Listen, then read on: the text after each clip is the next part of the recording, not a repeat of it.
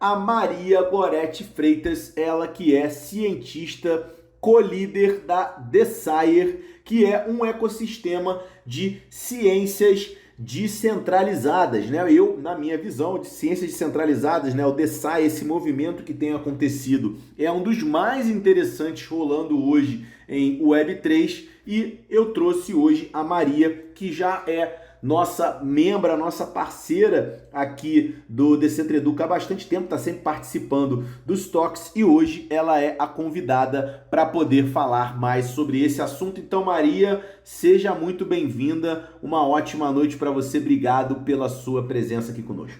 Muito obrigada pelo convite, obrigada à audiência. Estamos aqui hoje falando sobre descentralização da ciência. Eu quero também repetir aí o convite que o Ribe fez para que vocês me interrompam. Não precisa ser no final, não é? A qualquer hora vocês clicam aí na mãozinha que o Ribe coloca vocês no palco e eu respondo as perguntas. Então, vamos começar hoje. Vamos nessa. Com a palestra o que é a descentralização da ciência.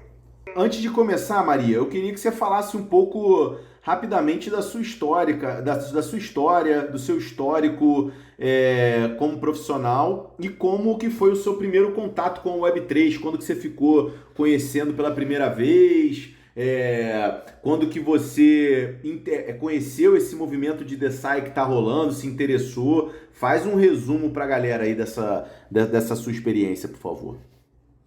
Beleza, Ribe. Então, antes de falar sobre descentralização, vou falar um pouquinho de mim.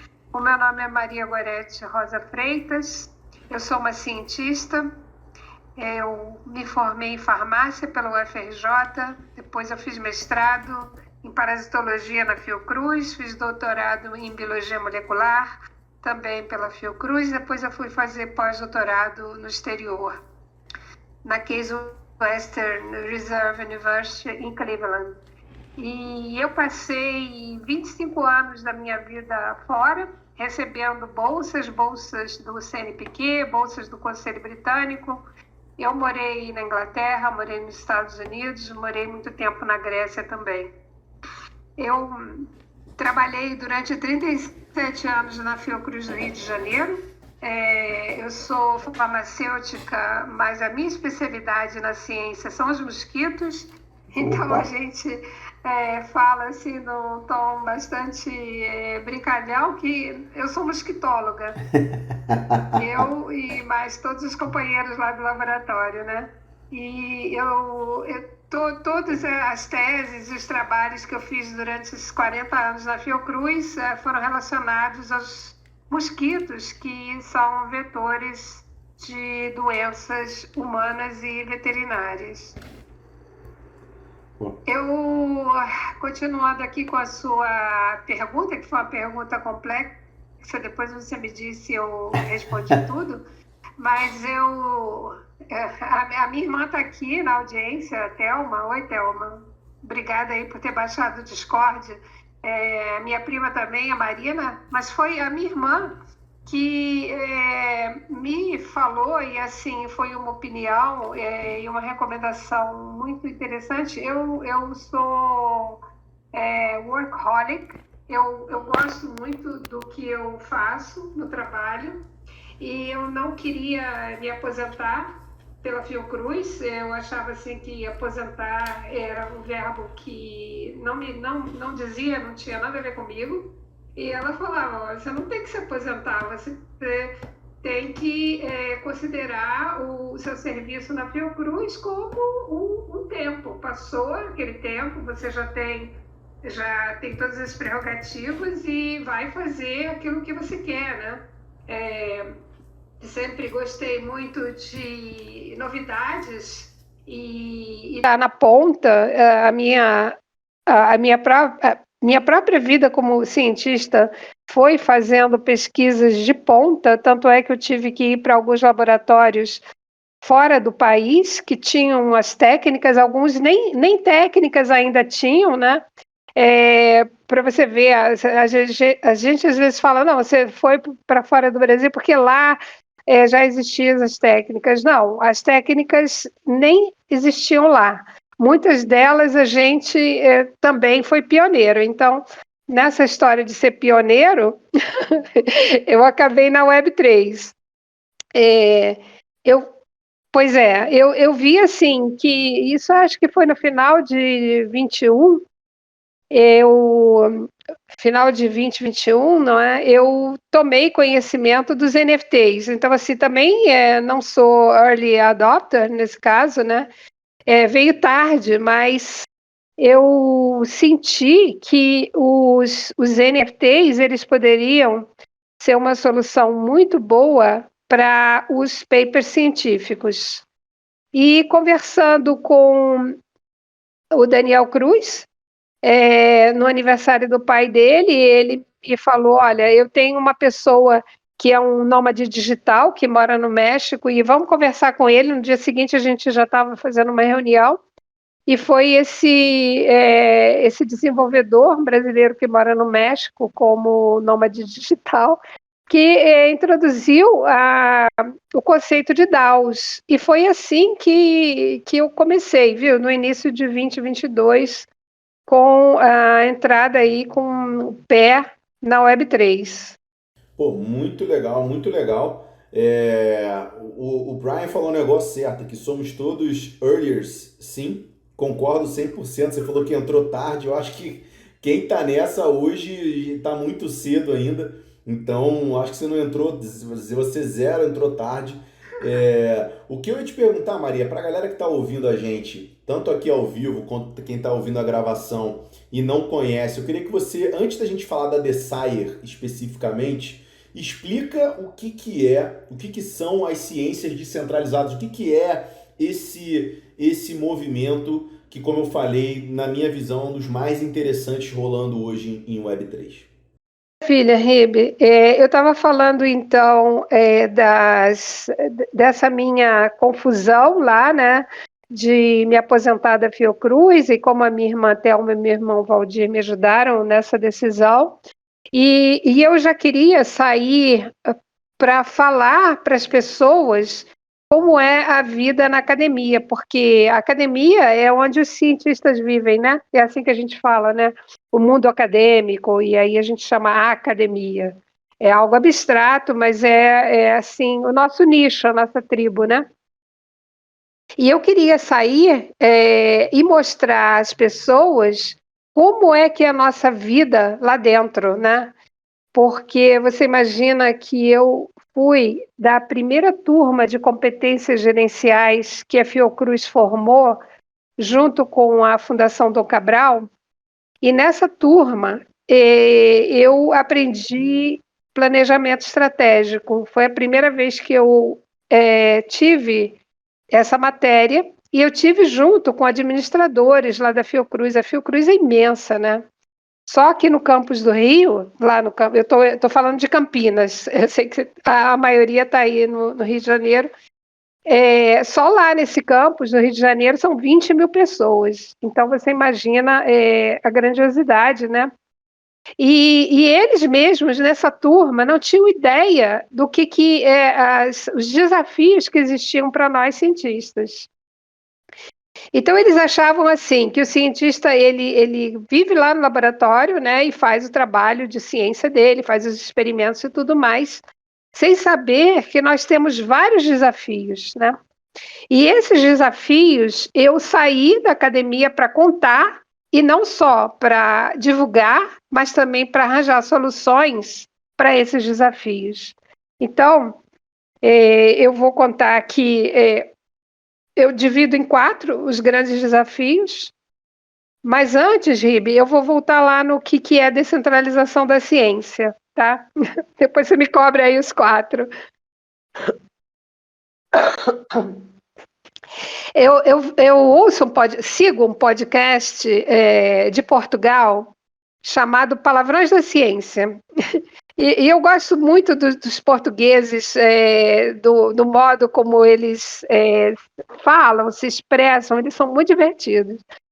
E esse podcast, ele sempre começa com a etimologia das palavras, sabe? E eu aprendo muito, etimologia é a raiz das palavras, de onde elas vêm, né? E então, vamos falar. Então, aqui hoje a gente tem um palavrão imenso que é descentralização, apesar de que muitos aqui são desse movimento, né, em vários das suas facetas aí, de financeiro, social. Mas aqui a gente vai falar de ciência. Antes a gente vai dizer o que é descentralizar, e eu fui ao dicionário e vi que descentralizar é tornar mais independente das autoridades locais e dando mais direitos e poderes aos indivíduos. Gostei desse, ficou esse. E também separar ou dissociar do centro os elementos que nesse lugar se encontram. E um terceiro significado é afastar do centro e distribuir competências. Então, a gente vai ficar com esses significados, não é? Na mente. E ciência, que é a outra palavra aqui que entra na minha pergunta. Ciência, ela é do latim,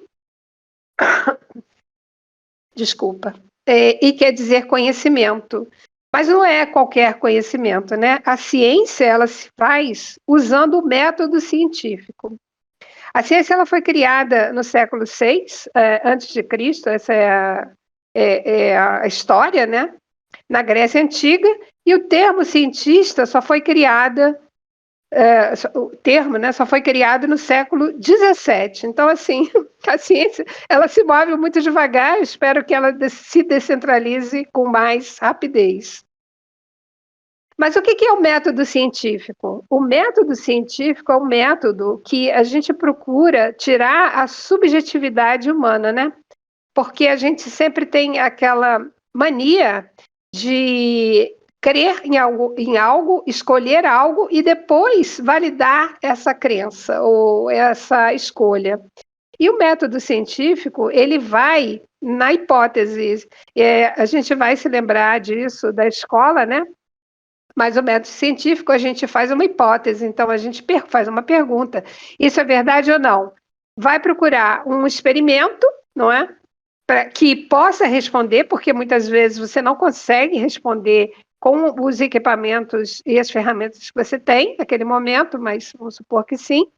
E aí você vai ter a sua resposta. Então, a gente considera que não existe nada que é positivo ou negativo nesse método científico e apenas feedback. E engraçado é que o nosso mentor lá, o Tiago Leandro, que você deve conhecer, ele sempre fala que a gente, no empreendedorismo, deve se mover também pelo mesmo método científico, o que é muito legal.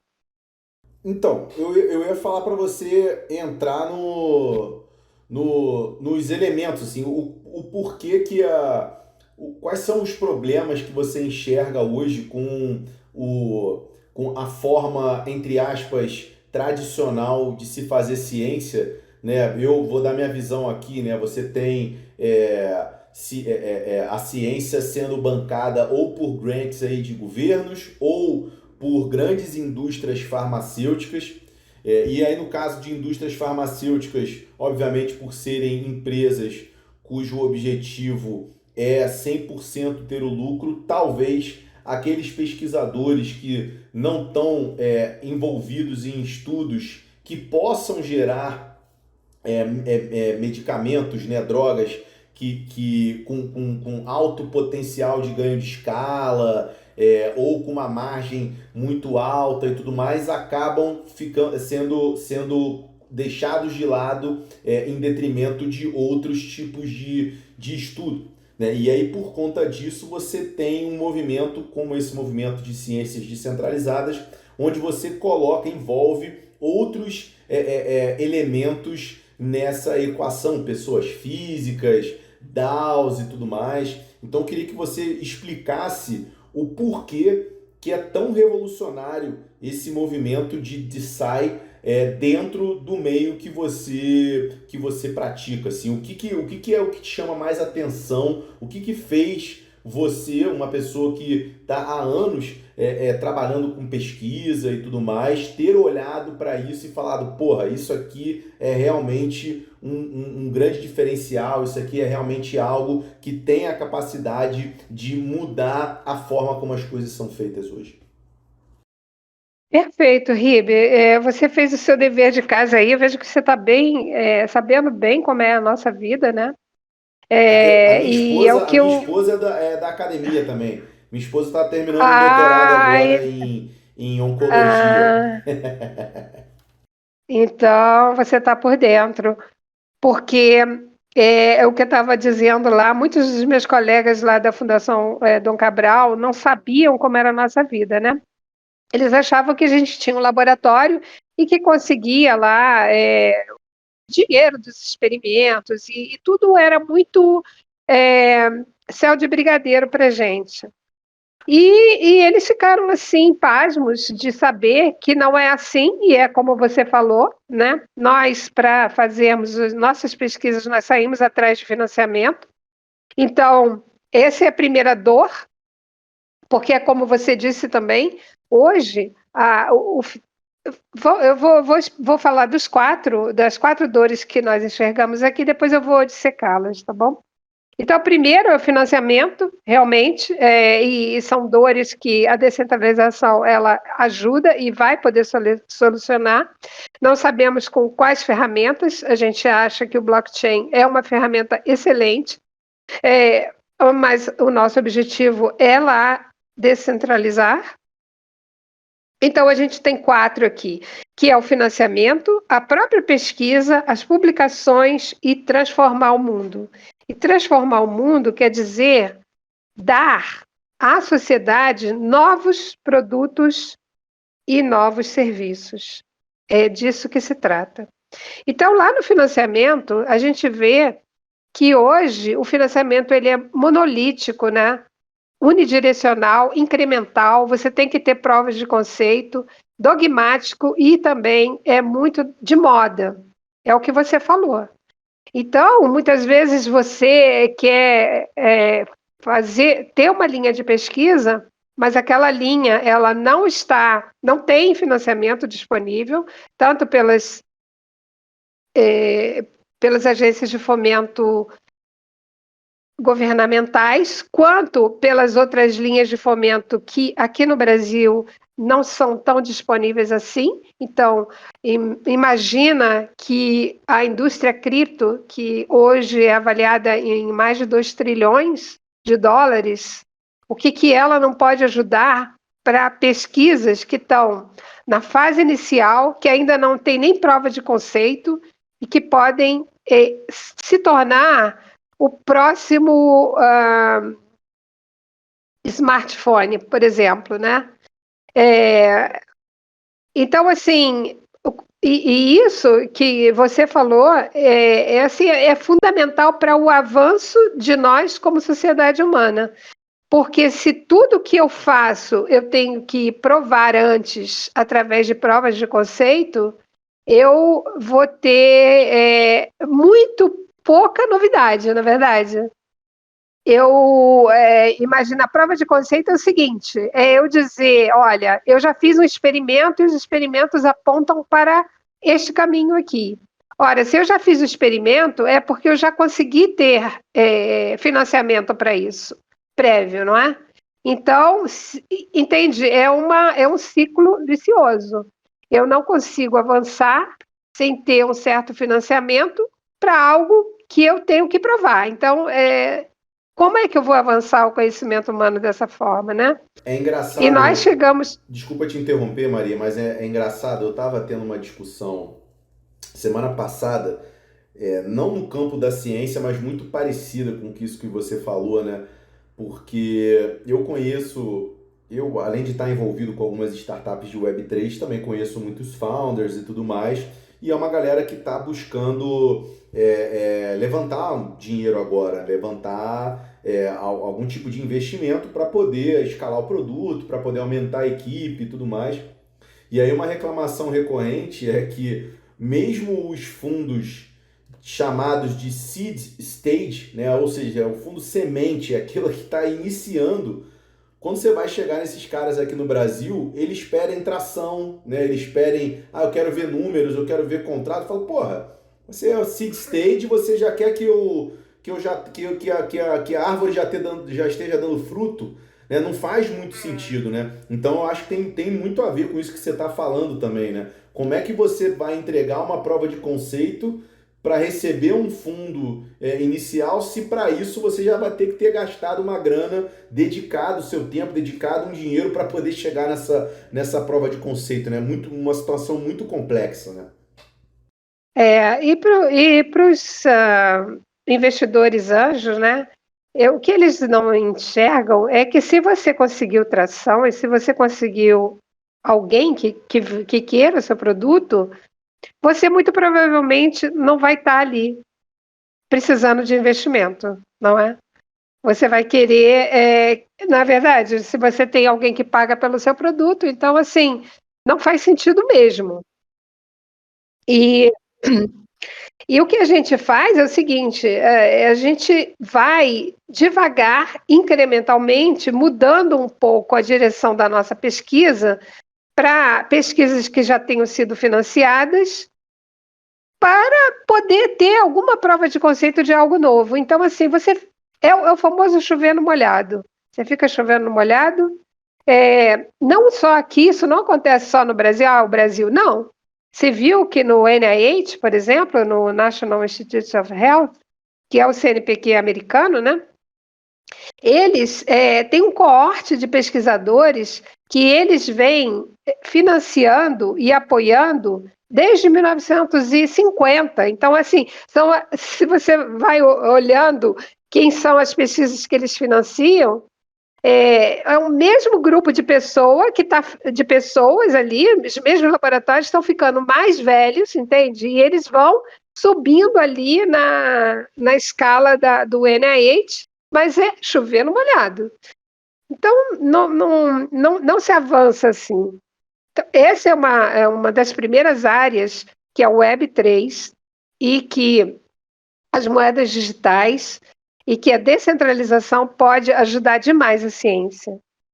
O segundo é a própria pesquisa, né? Que é o número 2 aqui, daquela lista de 4 que eu dei, porque também entender o que você quer, entender e descrever as suas necessidades é algo também que não é todos que conseguem fazer. E você imagina que numa sociedade assim, as empresas elas também não conseguem entender o que elas precisam fazer para avançar em produtos inovadores, em disrupção, porque elas não sabem o que elas precisam, elas não têm quem as apoie, elas não sabem para onde ir, qual instituição. Muitas instituições são muito fechadas, não é? E, de novo, acesso ao financiamento para esse tipo de pergunta que vai nascer fora da comunidade acadêmica, mas muito válida, porque nasce no seio da sociedade e no seio da sociedade produtiva. E isso tudo vai diminuir também os resultados chamados de translacionais, que é você, dos resultados da sua ciência, ter produtos que você possa oferecer para as pessoas.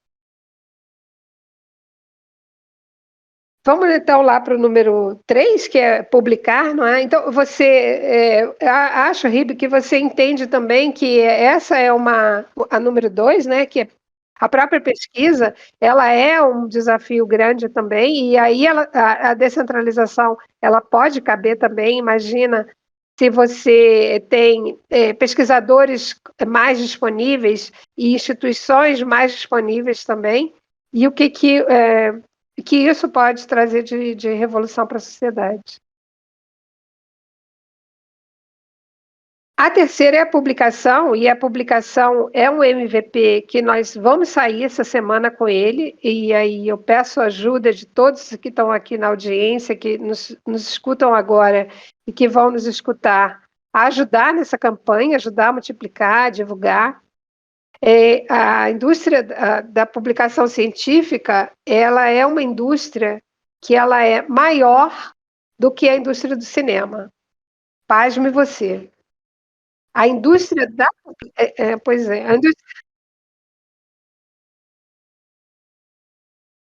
vou te dar os números. A indústria da publicação científica, ela movimenta 26 bilhões de dólares por ano. Ela é tão grande quanto a indústria da música. Isso porque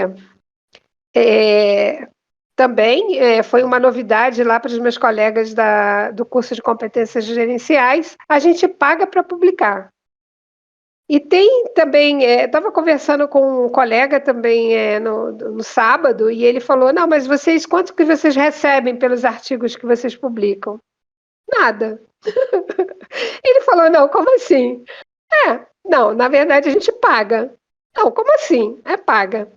E essa indústria... É mais uma questão curricular, né? Se você tem um artigo na Nature, numa grande publicação como essa, você vai ganhando moral e mais do que isso, né? Citações também, né? A minha esposa publicou o artigo dela de mestrado, ela fez o mestrado no INCA. Pô, o artigo dela tem várias citações e tal, e aí ela vai ganhando moral por conta disso, né? Por conta dela ter sido a autora número 1 daquele artigo, o artigo é muito citado e tudo, mas é isso que você fala, é muito bizarro, né? Porque se é uma indústria que movimenta 26 bilhões de dólares por ano, né, Maria? Isso. E, porra, e quem faz essa indústria não tá fazendo parte desse bolo, claramente temos um problema grave aí, né? Claramente, né?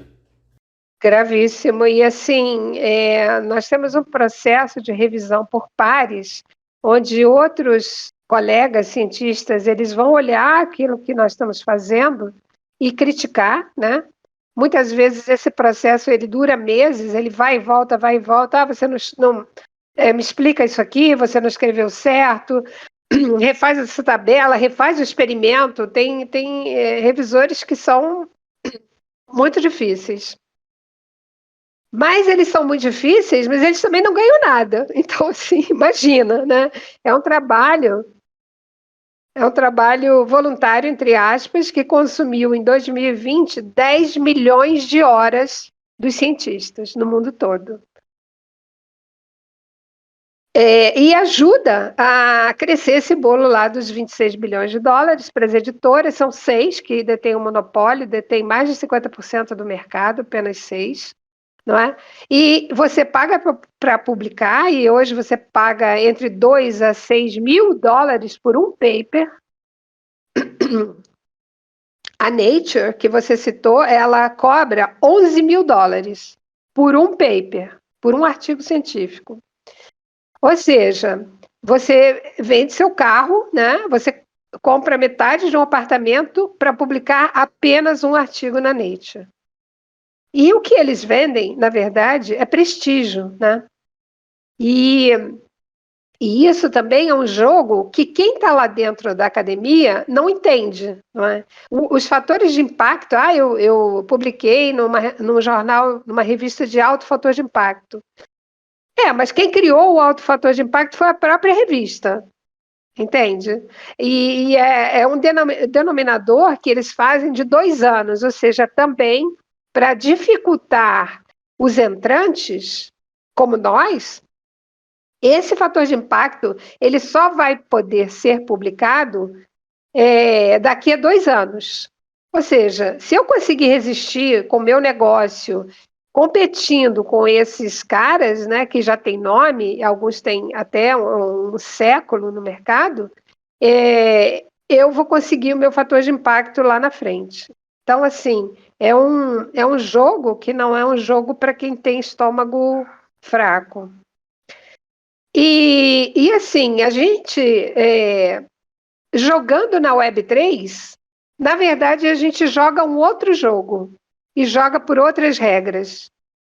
E não vai jogar com o fator de impacto. O fator de impacto ficou para a Web 2, entende? Para esse modo tradicional de publicar. E a gente quer criar uma alternativa. Hoje ela não existe, não existe em lugar nenhum no mundo uma alternativa a essa indústria da publicação científica. Então, nós queremos criar uma comunidade onde todos aqueles que trabalham no paper, os editores, os revisores, os diagramadores, ganhem com a submissão. A gente, então, vamos dizer, a gente está com 2 a 6 mil dólares por paper publicado.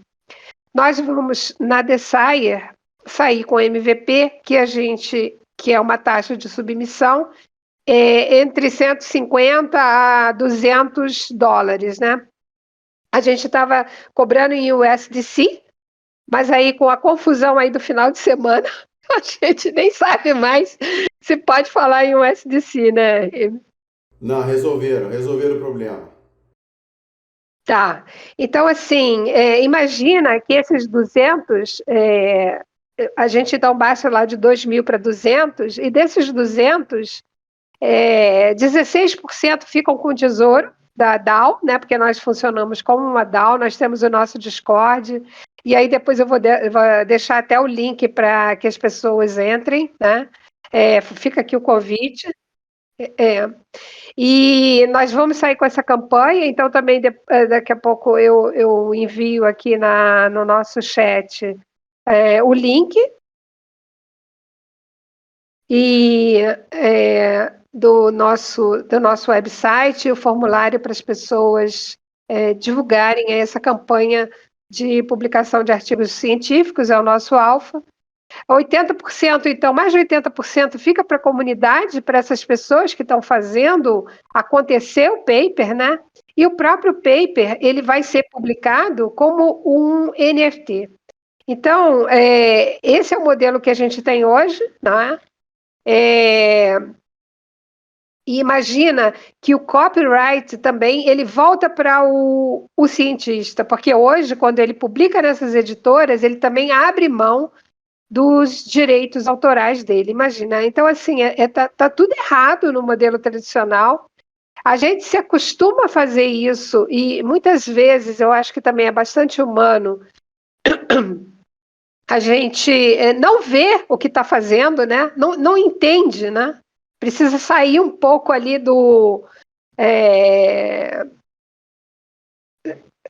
Tem que fazer um zoom out do que você está vivendo para você entender toda aquela... Onde é que você está metido, né? Afinal. Não, isso é muito comum, né, Maria? Porque muitas vezes, e a maioria das pessoas elas são assim, elas simplesmente se conformam com o jeito que as coisas são e ao invés de questionar e tudo mais, elas falam, ah, cara, mas sempre foi assim, então tudo bem, sabe? Eu vou continuar, né? E tem um conceito bem bacana de first principles, que diz justamente ao contrário, né? Que é tipo, basicamente assim, tudo pode ser questionado, exceto as leis da física, né? Então, por que que o modelo é assim? Né? Por que que esse modelo de publicação acontece dessa forma hoje e por que que ele não pode ser diferente, né? Então, esse tipo de questionamento, ele é muito bacana. Mas aí uma dúvida que eu tenho. Então, beleza, eu tô fazendo o meu estudo, a minha pesquisa, desculpa, vou publicar. Vocês publicam, vocês vão ser tipo, não comparando, mas é como se fosse uma Nature da vida, é o local dessa publicação, vocês ajudam nesse processo de publicação, ou esse próprio ambiente onde eu entro e tenho acesso a todas essas publicações, ele é um ambiente descentralizado, onde eu vou ter vários papers ali em formato NFT, e para poder ter acesso a esse paper, eu vou ter que comprar esse NFT, e aí essa grana ela é repartida entre os autores. Explica um pouco melhor essa mecânica, como funciona, e já emendando, Maria, numa pergunta que é muito importante. Como que, se a gente estava falando antes da questão da relevância, né? Pô, eu publicar numa Nature, eu publicar numa Cell, enfim, numa grande revista como essa, é muito importante para o meu currículo. Qual que é o atrativo para um pesquisador hoje chegar e falar assim, cara, eu abro mão de publicar aqui porque é um absurdo isso, tal, tal, tal. Que tipo de benefício eu tenho, ou melhor, como que isso de certa forma também pode acabar me prejudicando, eu deixar o caminho tradicional e ir por esse novo caminho mais descentralizado? Pergunta, Ribe, e assim, tudo que a gente quer mudar demais, a gente tem que ir devagar e ir na transição, não é? As pessoas querem o familiar, né? E também o seguinte, é o que você falou, o jogo hoje é assim. Se eu consigo publicar na Nature, eu sou quase um semideus, ou uma semideusa. E tô indo para ganhar o Nobel, né? Então, assim, sabe?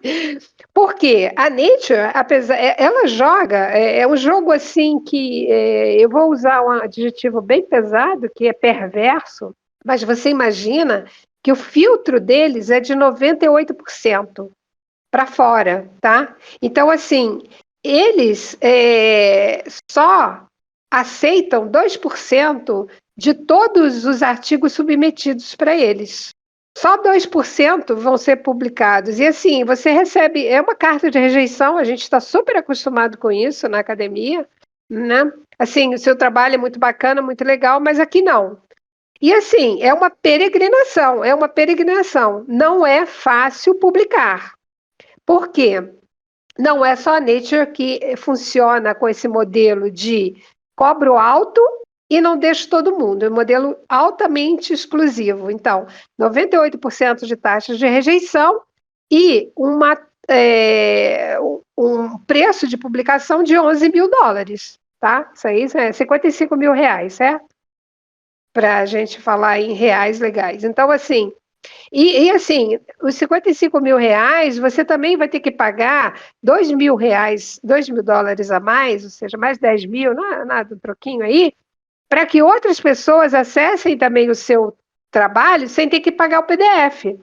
Porque depois que eles geraram tudo isso e geraram o PDF, eles colocam também no paywall, ou seja, fica bloqueado para que outros leiam. Tá? A não ser que você pague mais 2.000, que é o Open Access, que de Open não tem nada, entendeu? Então, assim, são umas brincadeiras, umas brincadeiras com as palavras que... então, assim, a gente quer fazer um jornal descentralizado, que a gente vai chamar de The Side Journal, né? Então, é o mesmo formato de você ter lá uma coletânea de papers numa edição, né? Então, você tem 10 artigos científicos numa revista, certo? Só que é o seguinte, esses artigos eles vão pertencer ao dono, ao criador do conteúdo. E isso já é algo que não é assim.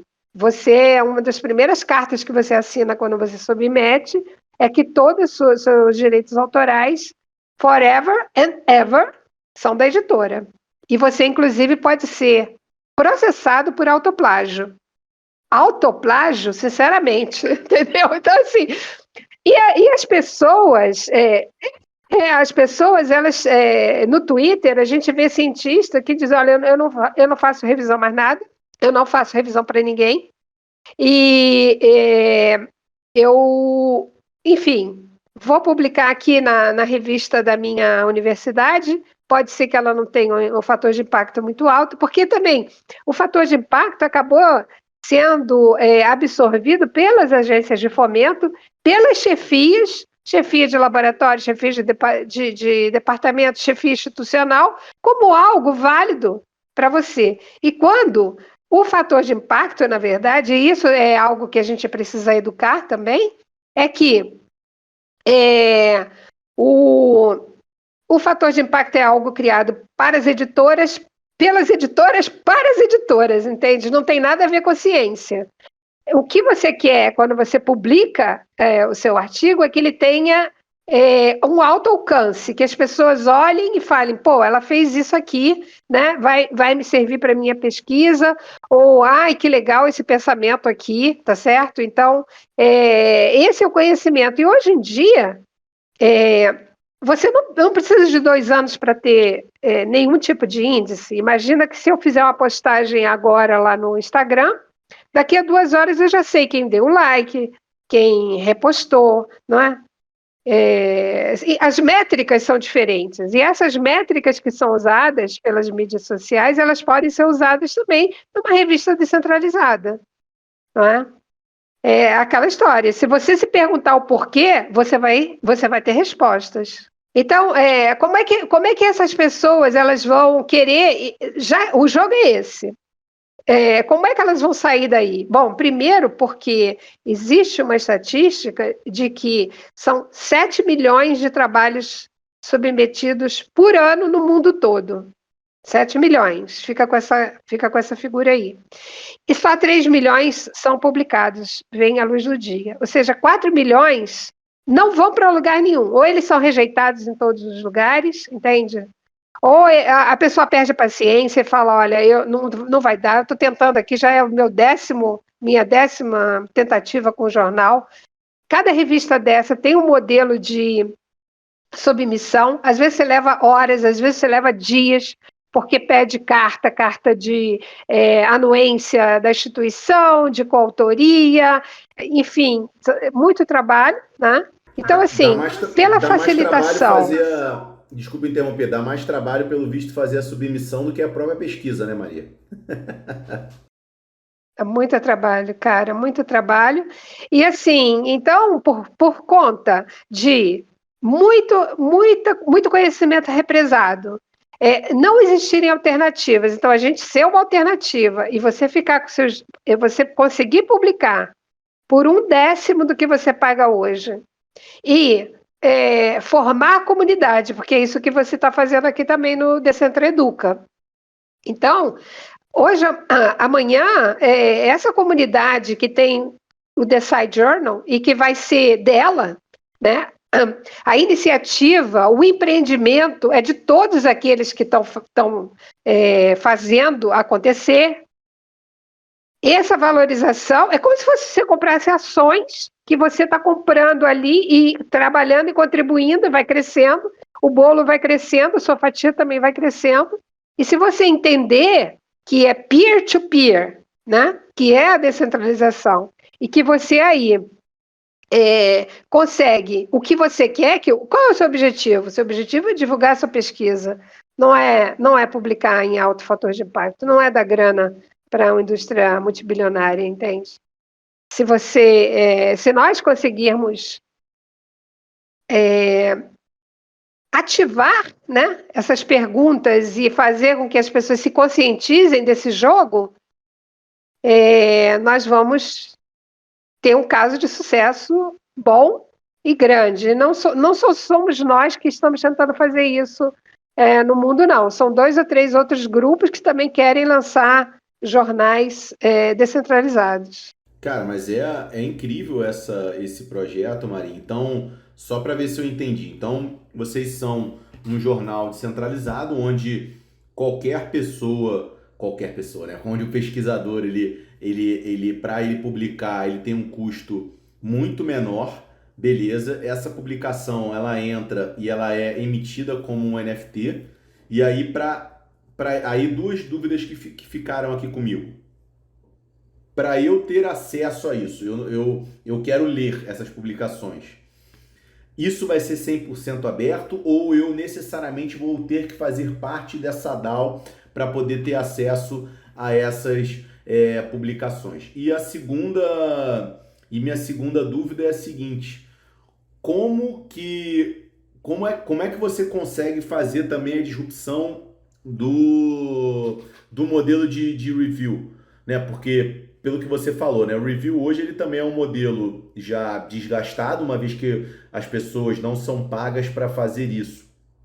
Como é que vai funcionar esse review dentro desse jornal descentralizado? A pessoa, para fazer o review, ela necessariamente vai ter que ter um token de participação na DAO, ela recebe alguma coisa para poder fazer parte disso, de repente ela recebe mais tokens e tudo mais. Como é que você consegue movimentar essa, entre aspas, economia ali interna para que isso também seja mais atrativo tanto para quem está publicando quanto para quem tá fazendo os reviews? Fantástico, Ribe, fantástico tudo que você falou. Primeiro é que é para todos, não é só para cientista, não é?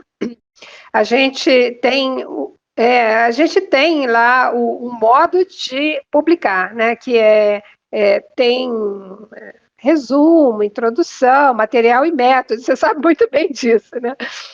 Resultados, conclusão e discussão. Mas é assim, é um modelo, né? Que toda pessoa consegue raciocinar e entregar um artigo científico, entende? Então, é para todos, é for all, for all. Inclusive relatórios de indústrias e tudo mais, que também precisam seguir o método científico. Seguindo o método científico, está bom e rigoroso. Nós vamos adotar ainda a revisão por pares. A gente acredita que essa revisão por pares, ela nos qualifica para uma revista que tenha prestígio, né? É usado até hoje, existem teorias de que precisa avançar, pode ser aberto para comentários gerais, ou às vezes nem precisa de comentários, mas a gente acredita que nesse momento a gente quer fazer revisão de pares, e é como você falou. Obrigada pela pergunta, né? Os revisores eles vão passar a ganhar, não é? Hoje eles não ganham, não é? Eles vão passar a ganhar tanto os USDCs que entrarem lá na taxa de submissão, quanto tokens da nossa DAO. Os nossos tokens são chamados DSAIs, não é? E são tokens que eles estão no estágio ainda de pré-tokens. A gente vai ter um evento de liquidez daqui a 6 meses ou 1 ano. E esses detentores desses nossos tokens, eles vão. A gente quer que o projeto tenha valor antes de lançar os tokens, né? Para que ninguém tenha dúvidas de que são tokens que valem algo. E eles vão receber esses tokens também. Eles não precisam fazer parte da DAO, tá certo? Eles vão. Eles precisam sim ter credenciais que os faculte a serem críticos daquele artigo, entende? Então, imagina se eu tenho um artigo sobre oncologia, exato. Então, imagina que exatamente, a sua esposa, ela trabalha em oncologia, mas eu imagino que seja uma área muito especializada da oncologia, né? Então, assim, ela vai querer que tenha ali alguém que entenda do que ela está falando, não só de oncologia, mas daquela área específica que ela está estudando. Então, entrou aqui o Daniel, que ele não estava conseguindo entrar, o Daniel Style aí, bem-vindo, Daniel. Ele é do grupo da Desire, foi ele que eu falei lá no início que me apresentou ao brasileiro mexicano, que me ensinou sobre DAOs, e ele está aqui porque ele vai nos dar os links lá que eu falei, né? Tanto de convite para entrar no nosso Discord, quanto do nossa landing page do formulário de submissão. Pode colocar aqui tanto no chat, mas a gente também tem um canal chamado Divulgação de Projetos, então joga nos dois, porque aqui no chat, quando a gente termina a live, ele sai, mas a divulgação de projetos fica lá liberado direto.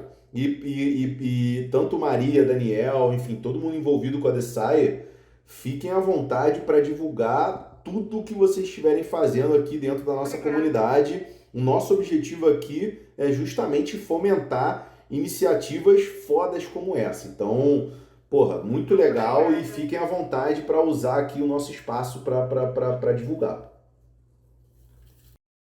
Muito bom. Eu tenho aqui algumas perguntas, né? Do Romão. Vamos lá, vou voltar aqui que eu vou fazer as perguntas, fica mais fácil a gente fazer assim. Bom, primeira pergunta do.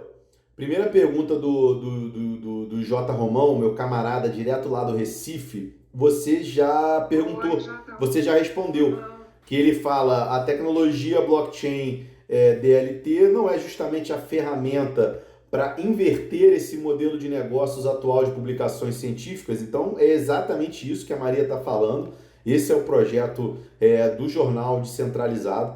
Então essa pergunta já foi respondida. E a outra pergunta do Brian, que é como é o foco da pesquisa, como fazem a deliberação das pesquisas.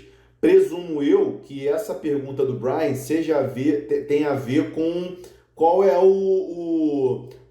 que tipo de pesquisa que vocês estão procurando, ou se ele é aberto a qualquer tipo de pesquisa, né? Então, por exemplo, sei lá, na área de oncologia como da minha esposa, mas pode ser algum outro tipo de pesquisa relacionado, sei lá, a animais, relacionado a plantas. Como é que funciona isso?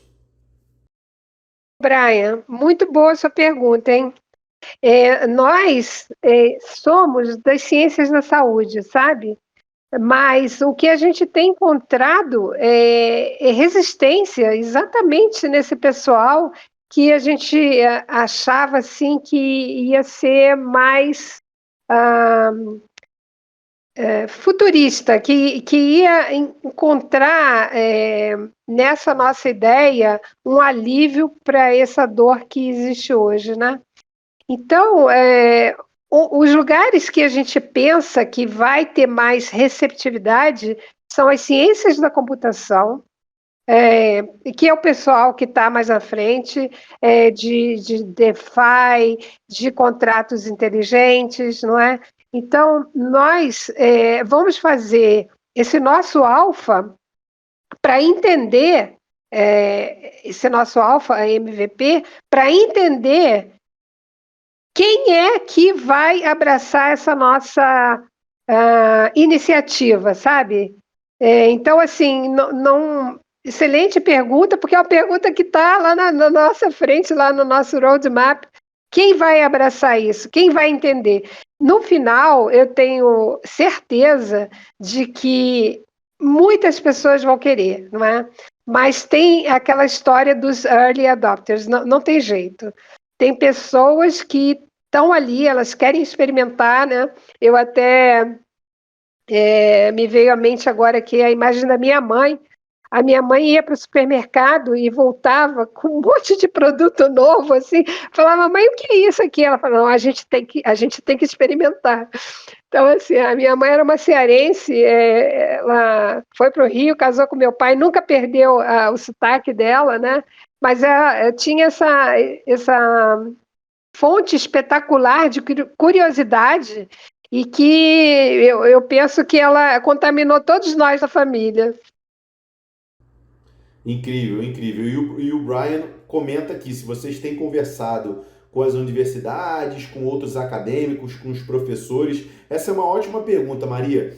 Como que vocês estão fazendo esse approach do mesmo jeito que o Daniel te mostrou, te abriu esse mundo aí de Web3 e tudo mais, como que vocês estão fazendo esse approach com os pesquisadores, com os professores, com as universidades que de repente não têm esse conhecimento ainda, para que vocês consigam atraí-los para essa nova forma de publicação que vocês estão criando? Como é que está sendo feito isso?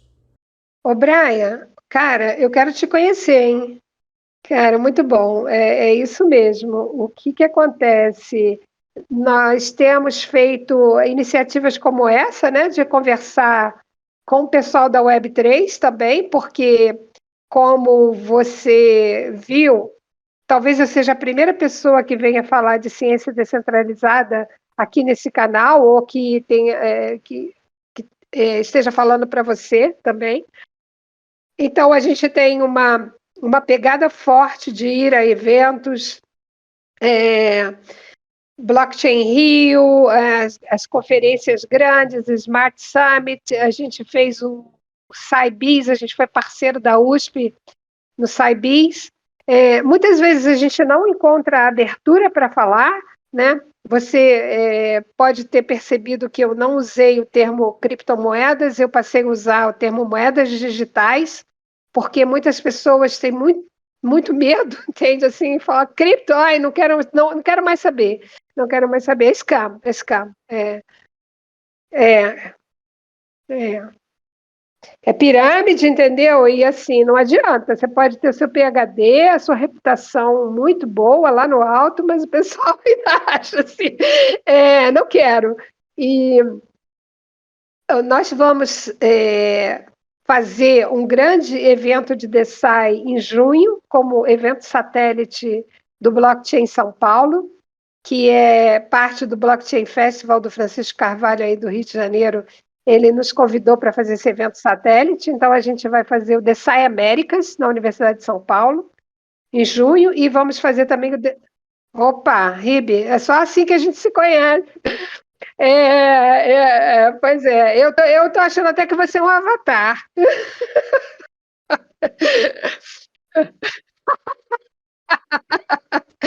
E aí, assim, depois vamos fazer um evento também em setembro, no Rio de Janeiro, The Sci Summit, que também é um evento satélite do Blockchain Rio. E aqui em Campinas, nós, através do Jonathan Boyleson, ele tem uma empresa de consultoria aqui em Campinas, ele é um cientista da computação formado também aqui por Campinas, e ele tem extensa ligação ainda com a Unicamp. Nós escrevemos um projeto para um fórum permanente dentro da Unicamp.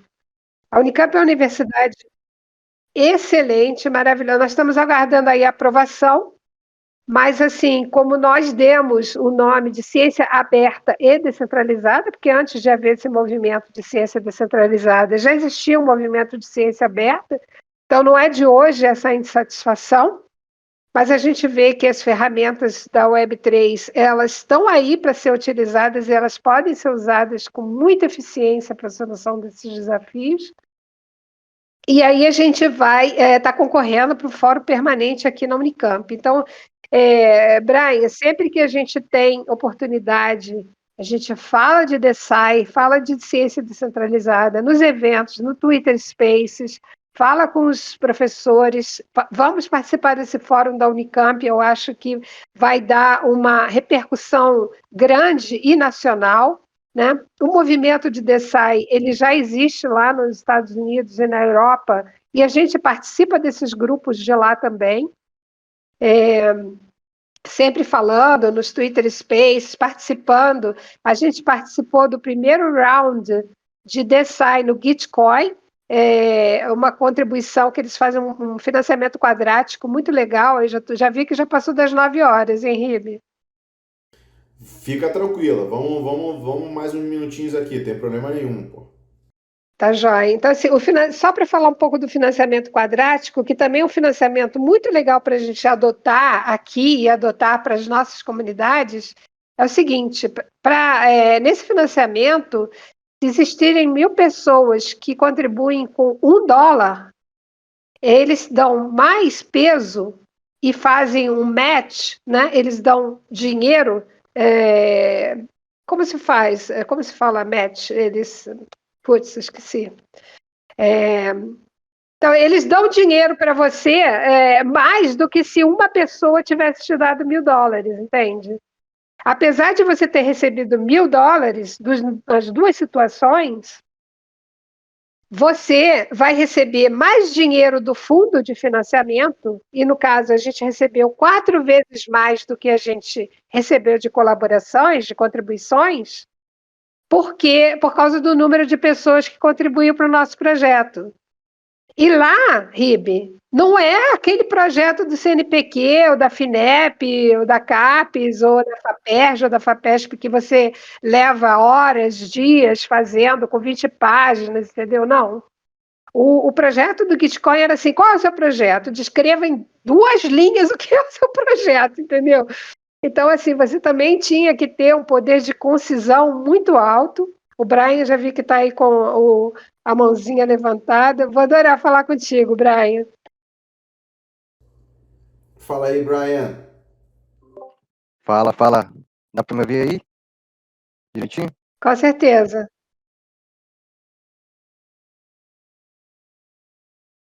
Pô, cara, meu computador é horrível. Mas eu queria dizer que eu tô bem, eu achei bem legal aí a palestra, é uma parada que eu já tenho rodado um pouco no meu radar, mas é muito legal ouvir alguém falar disso, assim, pessoalmente não, né, virtualmente, né, mas a gente tá aqui todo mundo já tá aprendendo junto, isso é bem legal. Eu já tava ligado nisso aí e eu acho que, cara, tem muita coisa bacana aí que eu acho que dá pra fazer, tá? Aqui em Santa Catarina, o Leandro tá aí embaixo também, e aqui pelo pessoal da Ethereum, a gente tá em conversa para organizar eventos, né, dentro das universidades, assim, para falar um pouco mais de Web3 dentro das universidades, cara, esse é um tema que eu acho que ia fazer um match geral, assim, para conversar com a galera e apresentar o Web3 para eles, sabia? Porque é uma parada que Vamos, é muito só bora. importante e interessante. Ô, Brian, eu vou estar lá no Ethereum Rio, viu? Sim, sim, o Ribe também, quero conhecer vocês aí no Rio, tá? Daqui a 2 semanas eu já vou estar aí já. Quero conhecer todos vocês, hein? Quem tiver no Rio, manda mensagem pra mim aí, depois eu trocar, sei lá, WhatsApp, alguma coisa pra gente se falar e se encontrar lá no Rio. Boa, boa. Eu infelizmente não vou conseguir comparecer o Ethereum Rio. Eu vou estar em Porto Alegre em outro evento. Mas não faltarão oportunidades, galera. Ó, Blockchain São Paulo, como a Maria falou, vai ter o evento de ciências descentralizadas, mas vai ter uma porrada de outros eventos relacionados a blockchain ali na USP. Então já vão colocando aí, se eu não me engano, do dia 20 ao dia 23 de junho, né, Maria? Me corrija se eu estiver errado. Isso, é 20 a 23. 20 a 23, exatamente. E aí, Maria, o Mazeto. De junho, desculpa. E aí, Maria, o Mazeto também comentou. Mazeto, tô vendo que você é novo aqui na comunidade, seja bem-vindo, meu amigo. E ele falou: bora descentralizar aqui em Curitiba também. Então, já fica aí o convite aí para vocês trocarem uma ideia e ver de que maneira dá para espalhar essa mensagem aí sobre The Sire e o que vocês estão construindo aí pelo Brasil. Eu acho muito relevante, como eu falei, né? Eu vejo aqui em casa, a minha esposa hoje ela trabalha, apesar dela fazer o doutorado dela, ela trabalha na iniciativa privada e tudo mais, mas durante muito tempo ela viveu de bolsa, e porra, bolsa de mestrado, de doutorado, inclusive de pós-doutorado aqui no Brasil é muito ruim, né? Então, basicamente o Brasil ele faz de tudo para desestimular as pessoas mais inteligentes do país a não colocarem em prática a sua inteligência, né? A não servirem a sua inteligência para a geração de conhecimento aqui nacionalmente falando. Então é muito foda ver uma iniciativa como essa que vocês estão colocando em prática para ver se a gente consegue criar um ambiente que seja muito mais estimulante para as pessoas, né, para esses grandes cérebros aqui do Brasil poderem estar colocando suas pesquisas, colocando o seu conhecimento aqui para todos. Então, Maria, eu queria te agradecer demais a sua presença, foi muito legal. Já fica o convite para você retornar uma outra vez, porque tinha um monte de assunto que eu queria ter tocado aqui, eu queria ter falado sobre algumas iniciativas lá de fora, né, como a VitaDAO, como a VibeBio, a Molecule, enfim, várias coisas bacanas que estão rolando. Para a galera que tiver interesse, eu até postei aqui no chat um gráfico que saiu essa semana na newsletter do Messari, né, que é o ecossistema da ciência descentralizada hoje. Então tem todas as iniciativas ali, basicamente, que estão rolando, ou as principais, digamos assim. Tenho certeza que na próxima atualização já vai ter a Desire ali e tudo que a Maria e os pares dela estão construindo. Mas já fica aí o convite também para uma próxima vez. E quando tiver qualquer novidade, Maria, já sabe, a casa é de vocês. Fique à vontade para divulgar e para contar com a nossa ajuda, não só para divulgar aqui, mas para divulgar nas nossas redes também, LinkedIn, Twitter, no nosso Lens Protocol também, que é a rede social descentralizada que o Decentra Educa também está lá. A gente está aqui justamente para ajudar a fomentar todas as iniciativas fodas como essa de Web3 sendo construídas aqui no Brasil. E se tem a ver com ciência, mais foda ainda, porque junta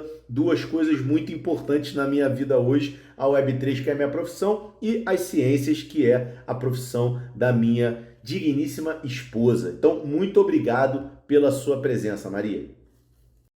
Eu que quero agradecer, viu, Ribe? Um grande prazer estar aqui. Eu quero dizer também que os programas de pós-graduação aqui no Brasil, eles são um grande sucesso.